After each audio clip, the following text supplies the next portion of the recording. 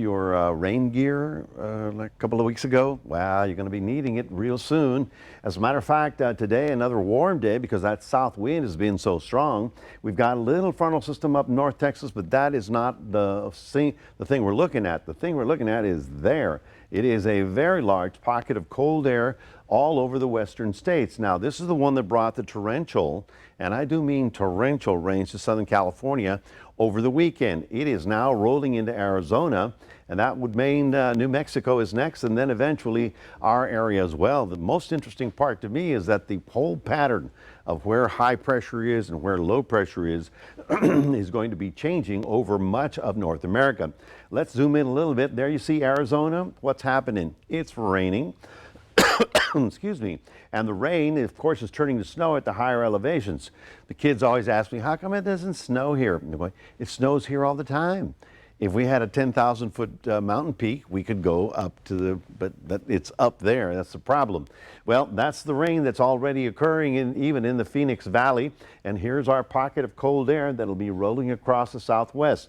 Let's watch it as we get to Thursday. You can see how the main area, it doesn't really move, but it does weaken our atmosphere enough to start allowing the shower activity.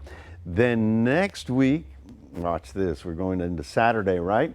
Saturday, then Sunday, and then Monday it starts arriving here to put us in a rain pattern for much of Thanksgiving week. So it gets real interesting as how things are really changing dramatically. For tonight and tomorrow, we continue with that fairly gusty southeast wind, the 25-mile-an-hour range. Not outrageously bad, but it's certainly breezy coming up out of the south. And then, of course, we take a look at our overnight temperatures getting down to about 69, so it's not at all cold for the evening hours. And tomorrow's high temperature, well, there you go, getting very close to setting a record. Now, here's the interesting part.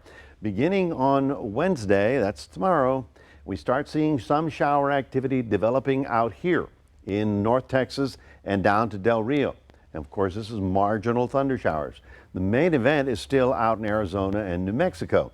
And then we go forward, and you can see that when we get to Thursday, it starts getting into central Texas and then down very close to the crossroads Thursday. So it's Thursday night, Friday, when we get the best chance of getting some significant rainfall around here. Now, people asking, well, how much rain? Well, I'm going to say in excess of 2 inches. 1 to 2, because it's about 4 days that we're going to get shower activity rolling around the region.